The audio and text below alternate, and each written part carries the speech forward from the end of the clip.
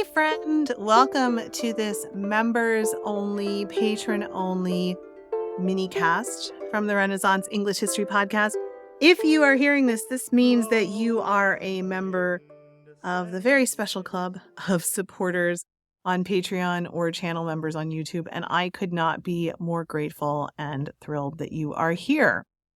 Today, we are going to talk about a dance craze that swept through Europe between the 14th and 16th centuries. So it's not what you might think, like, I don't know, the Macarena or what's the floss? It's nothing like that. It's nothing you would see on TikTok. It was in part a response to Black Death. And for 200 years, dancing seemed to come over people in Europe, the urge to dance. So we are going to talk about that. So let's get started. In the sweltering summer of 1518, the streets of Strasbourg witnessed an event so strange that it left the entire city bewildered and terrified. A local woman, Frau Troffea, emerged from her modest home and she stepped into a narrow street. There was no music to guide her, no festival to celebrate, but she began to dance. Her movements were wild and frenetic and unrelenting, and at first only a few curious neighbors paused to watch, thinking maybe it was bizarre, but now there's worse things in the world than dancing when you only are the only one hearing the music yourself. But Frau Troffea did not stop. She danced with an intensity that soon drew a crowd. And then something even stranger happened. Others began to join her. One by one, nearly 400 people were swept into this spontaneous, uncontrollable dance. Limbs flailed, bodies spun, and the streets of Strasbourg became the stage for a macabre, unstoppable spectacle. Now, the thing is, this was not an isolated incident. From the 14th to the 16th century, similar episodes of what became known as St. John's Dance, or choreomania, erupted across Central Europe. Hundreds of people would suddenly be gripped by an inexplicable urge to dance, often until they collapsed from sheer exhaustion or even died. Theories abound as to what caused this bizarre phenomenon, some blaming disease, others suggesting psychological stress, or even demonic possession. Who knows? But despite centuries of speculation, the true cause of these terrifying dance plagues remains a mystery. Let's first consider the broader context of medieval Europe, a continent that was reeling from one catastrophe after another. The 14th century brought with it the Black Death, a plague of unprecedented ferocity that wiped out nearly 60% of Europe's population. Entire communities were obliterated, leaving behind ghost towns and fields overgrown with weeds where crops once flourished. The survivors were left to grapple with the trauma of losing loved ones, the constant threat of famine, because of course no one was farming the fields, and the fear that God's wrath might strike again at any moment.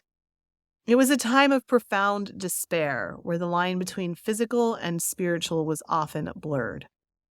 Out of this despair emerged strange, almost ritualistic behaviors. Flagellants, groups of men and women, would march through towns, whipping themselves bloody in penance for their sins, hoping to ward off further divine punishment. Like so many things in English history, the first time I learned about the flagellants was in Monty Python and the Holy Grail, because there is a scene, I think, where they're saying, "Bring out your dead," and the person says, "I'm not dead yet, but you will be soon," plonk. There's a scene where the people are singing P, and then they're like banging themselves on the head with a piece of wood, and I was like, what on earth is that? And so I had to look it up, and I learned about the flagellants. So, Monty Python as a source of history. Anyway, then in the midst of this already dark and fearful atmosphere, another phenomenon began to appear: choreomania.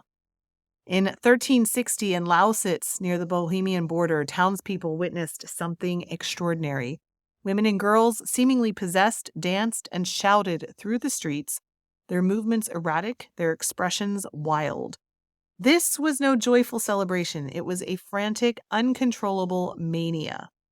The dance plagues, as they became known, spread like wildfire.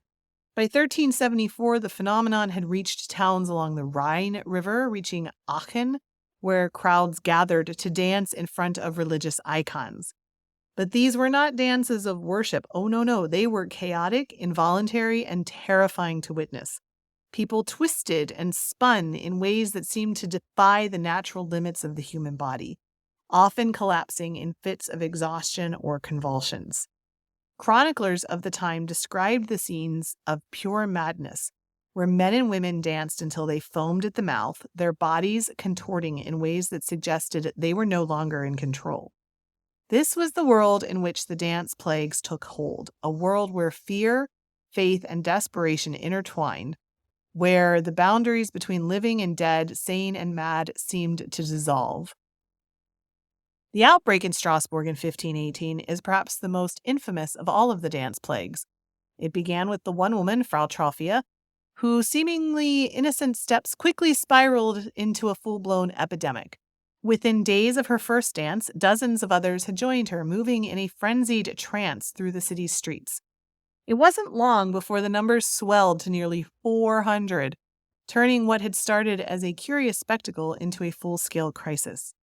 The dancers were relentless, their movements growing more and more erratic and desperate as the days wore on.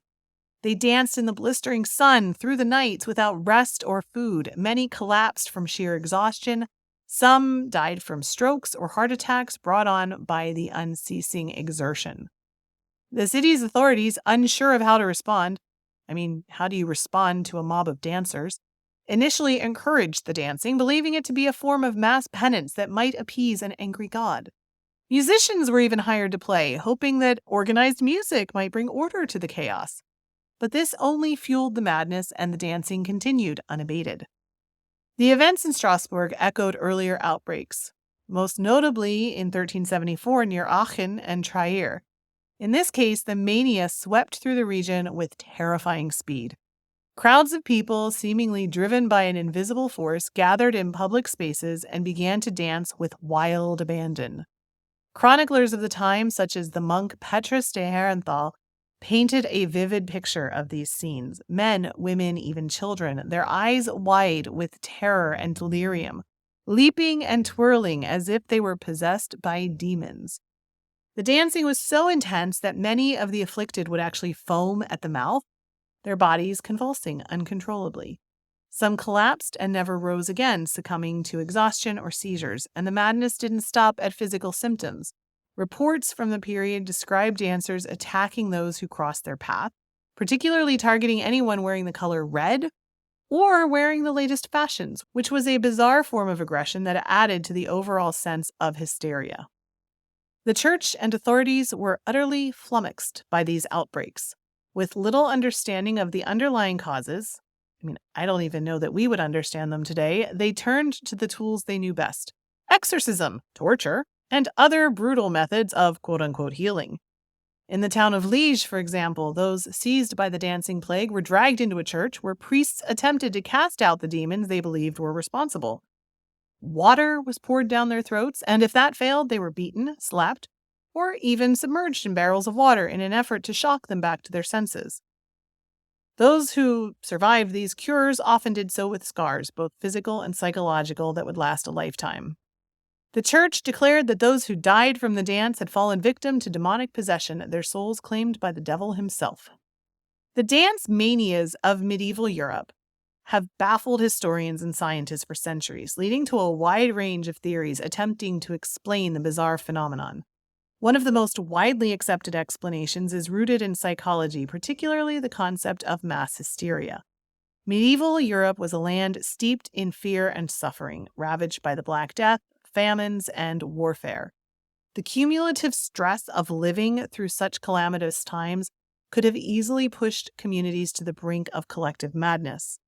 In this context, the dance plagues might have been an extreme manifestation of psychological distress, where the mind, overwhelmed by fear and grief, sought a physical outlet in the form of uncontrolled, frenzied movement.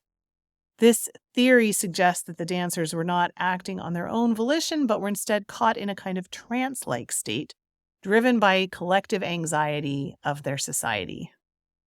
On the medical front, some scholars have proposed that the dancers were suffering from Sydenham's chorea, also known as St. Vitus's dance, a neurological disorder characterized by rapid involuntary movements. While this condition could explain some of the symptoms observed during the outbreaks, it doesn't fully account for the sheer scale of the events or the contagious nature of the dancing.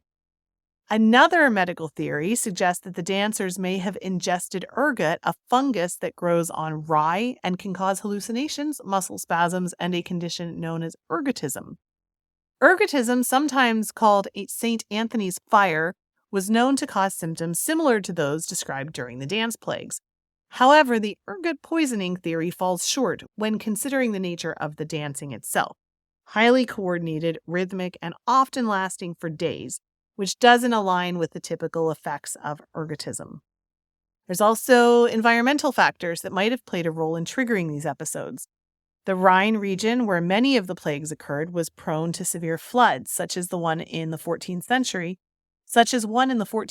that submerged entire communities. These disasters often led to outbreaks of disease and famine and a heightened sense of impending doom among the citizens.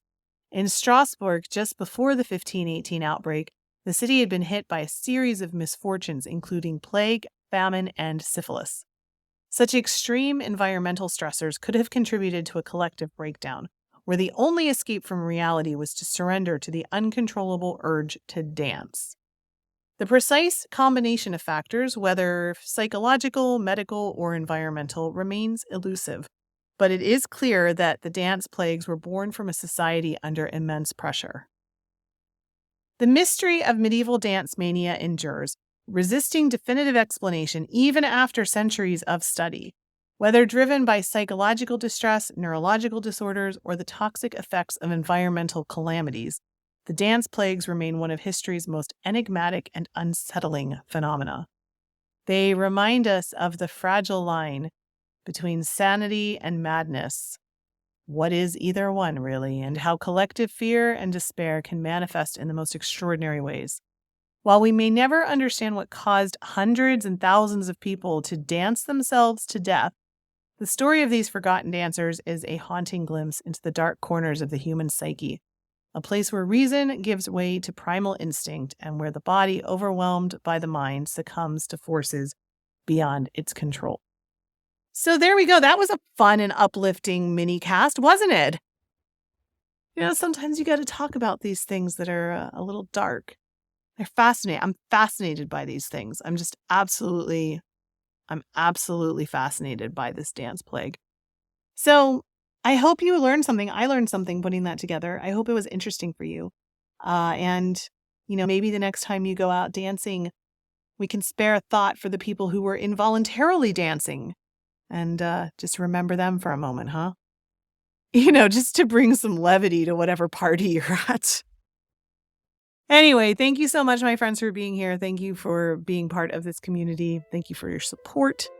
And I will be back with you again soon. As always, if you ever have any requests for mini-casts, do let me know in the comments or send me a note. help@tutorfair.com is the place to do that. And I will speak with you again very soon.